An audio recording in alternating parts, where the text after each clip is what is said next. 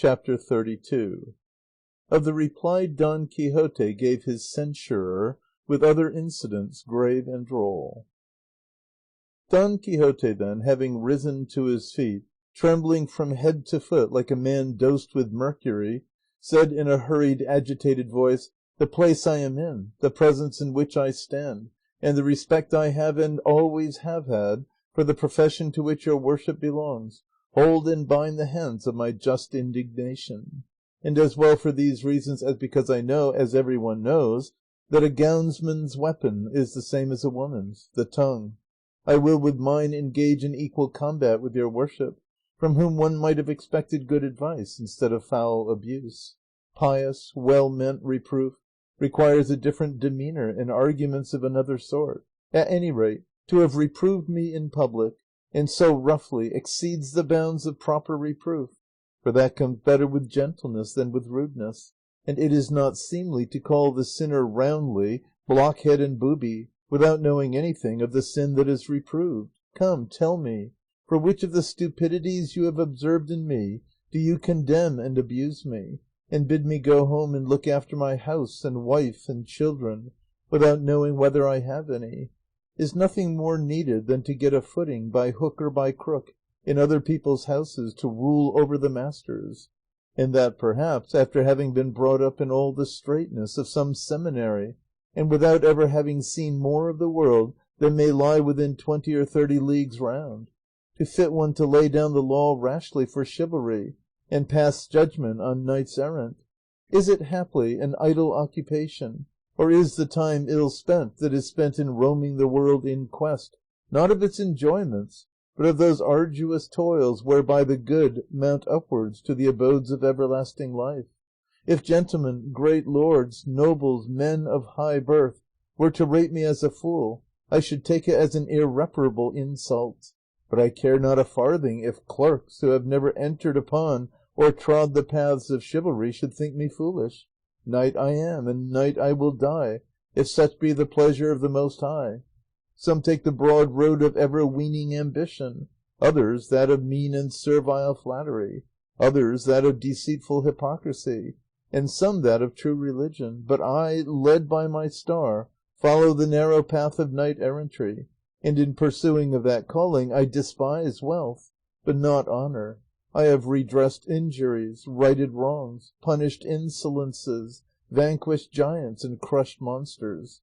I am in love, for no other reason than that it is incumbent on knights errant to be so; but though I am no carnal-minded lover, but one of the chaste, platonic sort.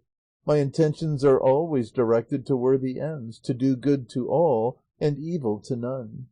And if he who means this does this, and makes this his practice, deserves to be called a fool, it is for your highnesses to say, O most excellent duke and duchess."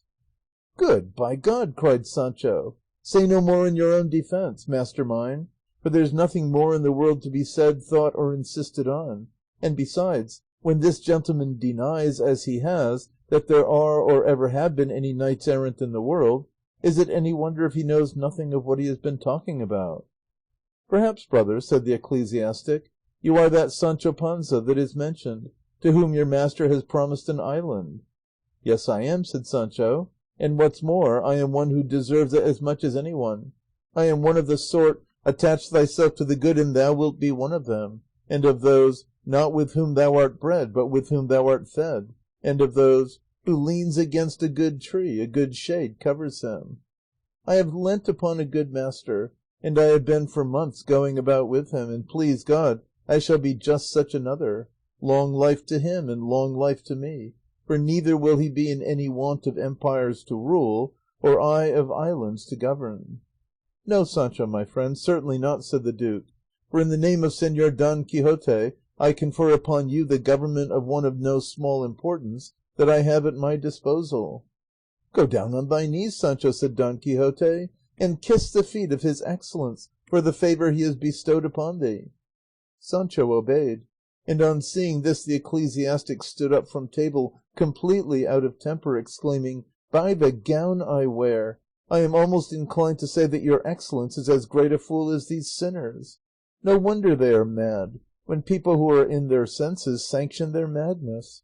I leave your excellence with them, for so long as they are in the house I will remain in my own, and spare myself the trouble of reproving what I cannot remedy." And without uttering another word or eating another morsel he went off, the entreaties of the duke and duchess being entirely unavailing to stop him. Not that the duke said much to him, for he could not, because of the laughter his uncalled for anger provoked. When he had done laughing, he said to Don Quixote, "You have replied on your own behalf so stoutly, Sir Knight of the Lions, that there is no occasion to seek further satisfaction for this, which, though it may look like an offence, is not so at all. For, as women can give no offence, so more can ecclesiastics, as you very well know." "That is true," said Don Quixote, "and the reason is that he who is not liable to offence cannot give offence to any one.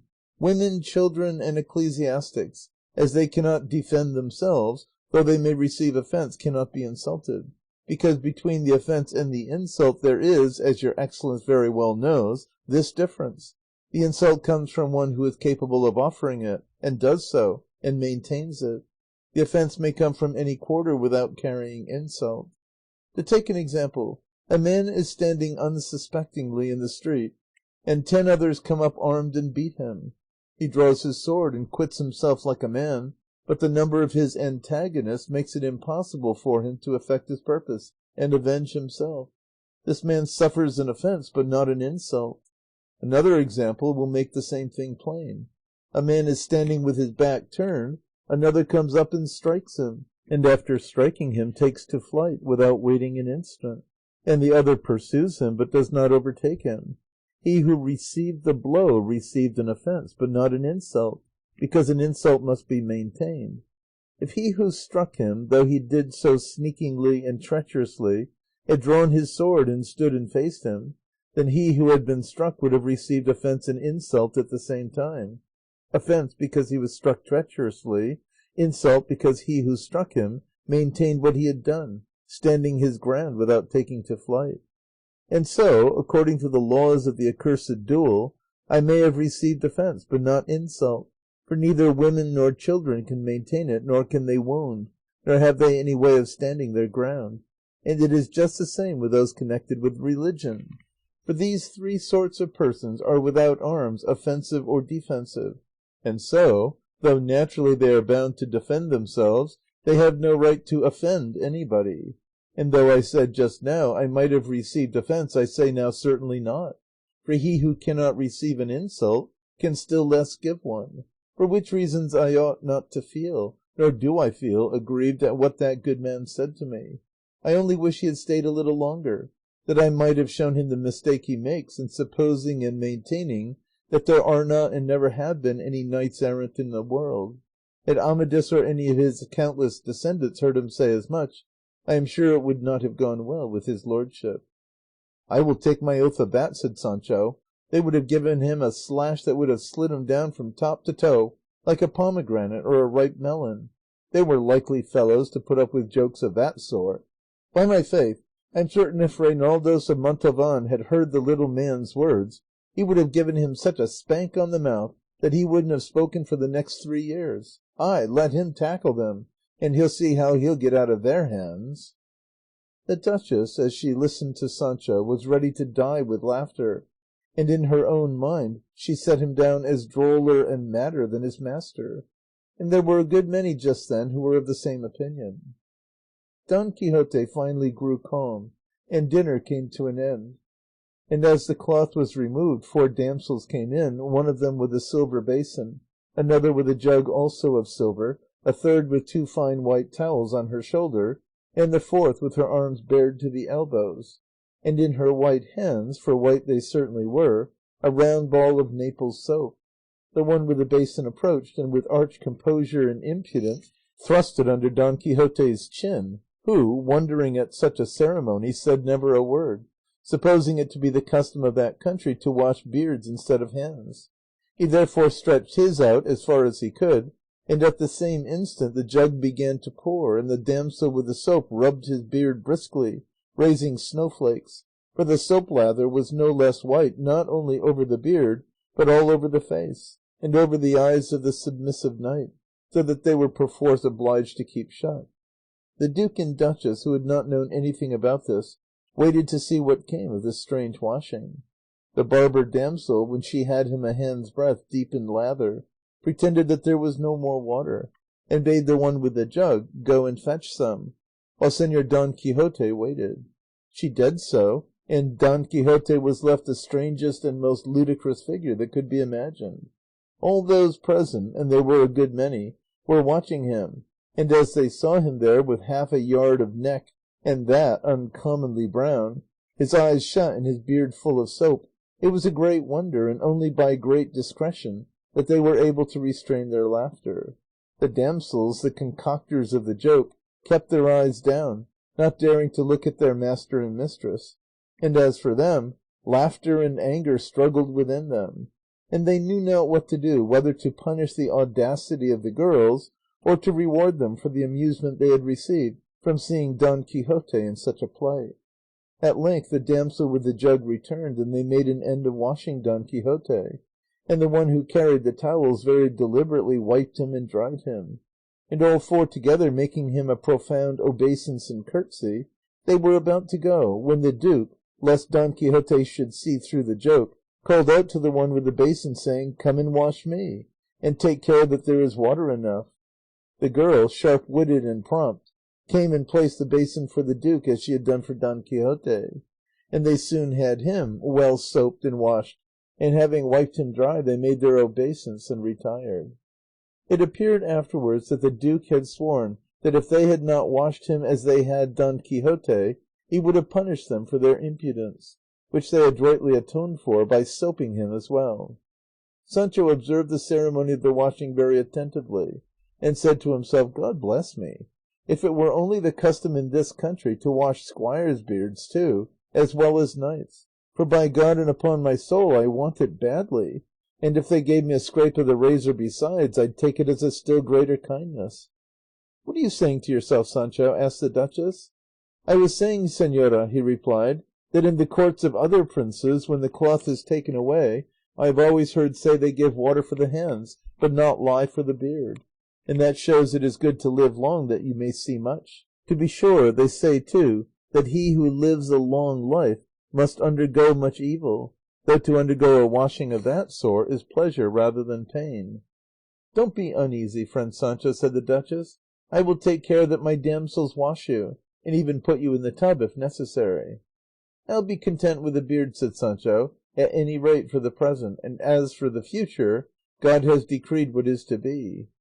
"Attend to worthy Sancho's request, senescal," said the duchess, "and do exactly what he wishes." The senescal replied that Señor Sancho should be obeyed in everything, and with that he went away to dinner and took Sancho along with him, while the duke and duchess and Don Quixote remained at table discussing a great variety of things, but all bearing on the calling of arms and knight errantry. The duchess begged Don Quixote, as he seemed to have a retentive memory, to describe and portray to her the beauty and features of the lady Dulcinea del Toboso, for, judging by what fame trumpeted abroad of her beauty, and Ciceronian and Demosthenian eloquence to sound its praises. "What does Demosthenian mean, Señor Don Quixote?" said the duchess. "It is a word I never heard in all my life." "Demosthenian eloquence," said Don Quixote, "means the eloquence of Demosthenes, as Ciceronian means that of Cicero, who were the two most eloquent orators in the world." "True," said the duke, "you must have lost your wits to ask such a question. Nevertheless, Señor Don Quixote would greatly gratify us if he would depict her to us, for never fear, even in an outline or sketch she will be something to make the fairest envious." "I would do so certainly," said Don Quixote, "had she not been blurred to my mind's eye by the misfortune that fell upon her a short time since, one of such a nature that I am more ready to weep over it than to describe it. For your highness must know that, going a few days back to kiss her hands and receive her benediction, approbation, and permission for this third sally, I found her altogether a different being from the one I had sought. I found her enchanted and changed from a princess into a peasant, from fair to foul, from an angel into a devil, from fragrant to pestiferous, from refined to clownish, from a dignified lady into a jumping tomboy, and, in a word, from Dulcinea del Toboso into a coarse Sayago wench." "God bless me," said the duke aloud at this, "who can have done the world such an injury? Who can have robbed it of the beauty that gladdened it, of the grace and gaiety that charmed it, of the modesty that shed a lustre upon it?" "Who?" replied Don Quixote. "Who could it be but some malignant enchanter of the many that persecute me out of envy, that accursed race born into the world to obscure and bring to naught the achievements of the good, and glorify and exalt the deeds of the wicked? Enchanters have persecuted me, enchanters persecute me still, and enchanters will continue to persecute me until they have sunk me and my lofty chivalry in the deep abyss of oblivion, and they injure and wound me where they know I feel it most. For to deprive a knight errant of his lady is to deprive him of the eyes he sees with, of the sun that gives him light, of the food whereby he lives. Many a time before have I said it, and I say it now once more, a knight errant without a lady is like a tree without leaves, a building without a foundation, or a shadow without the body that causes it."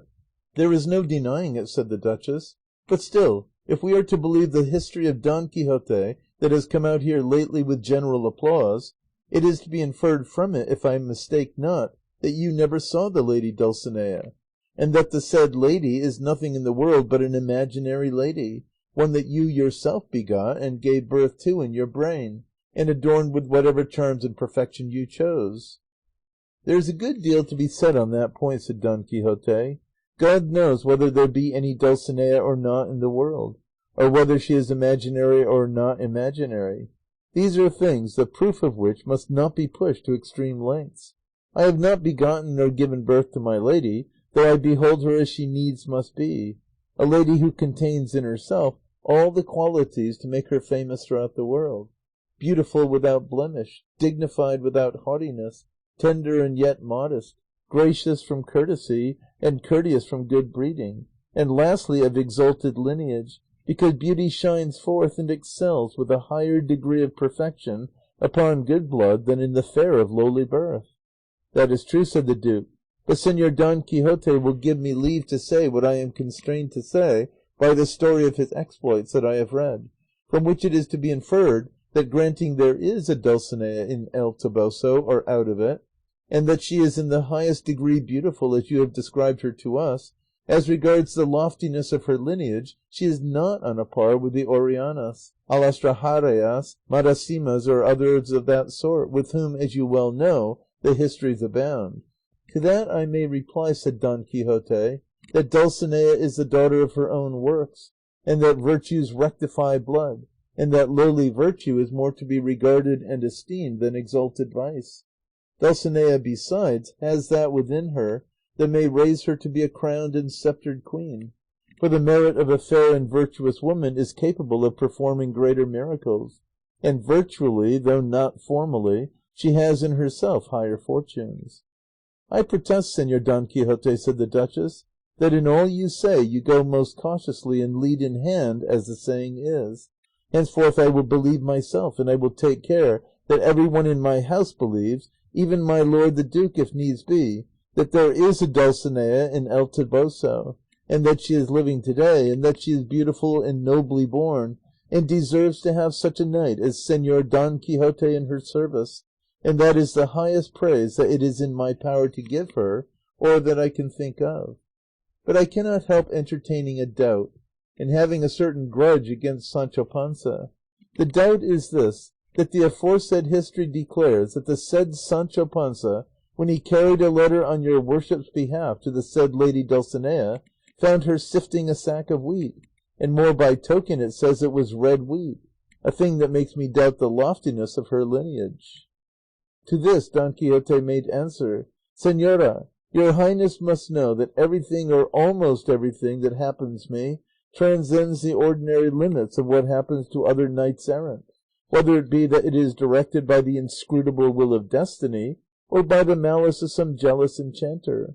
Now, it is an established fact that all or most famous knights errant have some special gift, one that of being proof against enchantment, another that of being made of such invulnerable flesh that he cannot be wounded, as was the famous Roland, one of the 12 peers of France, of whom it is related that he could not be wounded except in the sole of his left foot, and that it must be with a point of a stout pin, and not with any other sort of weapon whatever.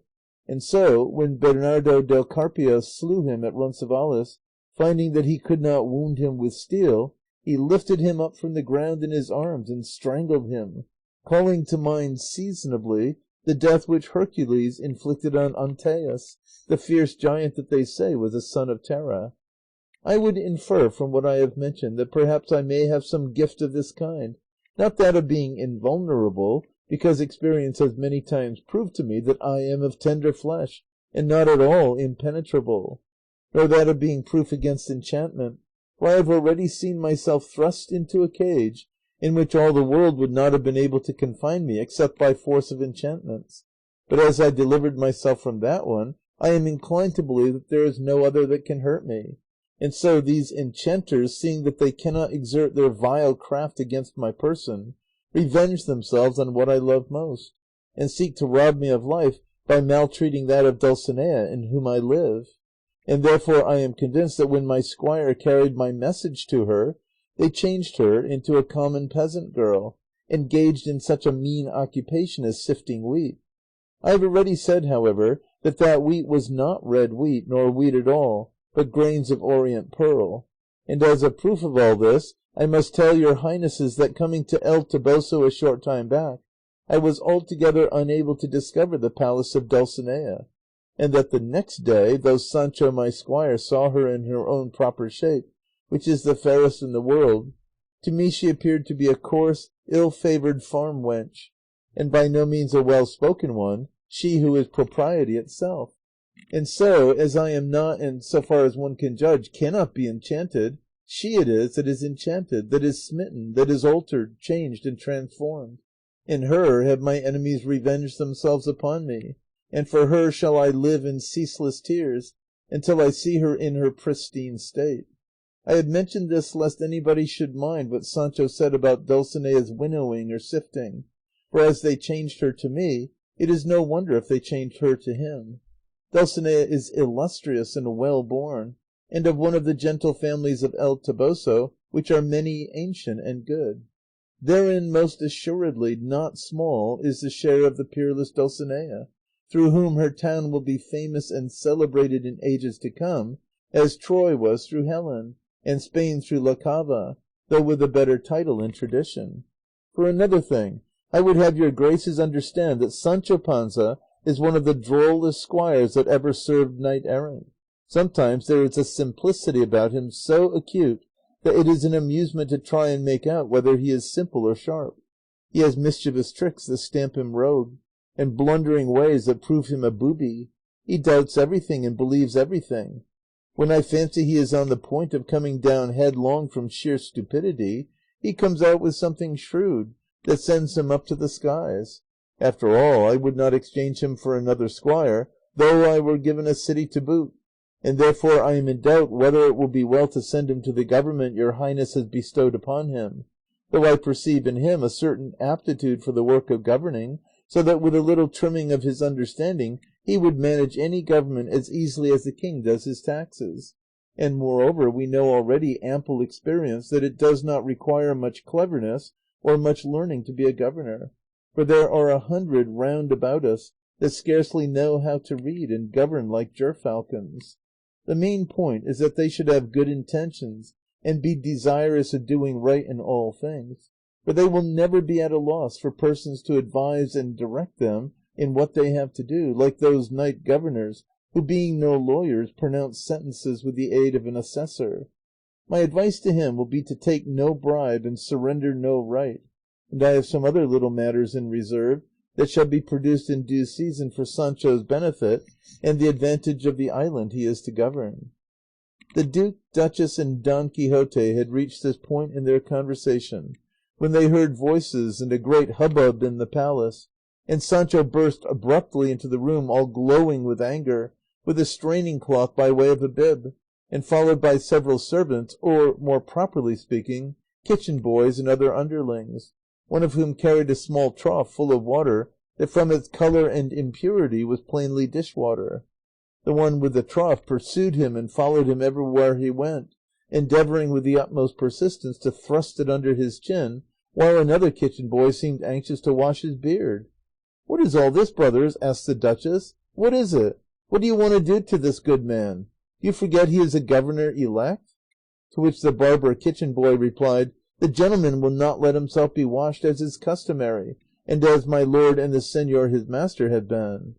"Yes, I will," said Sancho in a great rage, "but I'd like it to be with cleaner towels, clearer lye, and not such dirty hands; for there's not so much difference between me and my master that he should be washed with angels' water and I with devil's lye.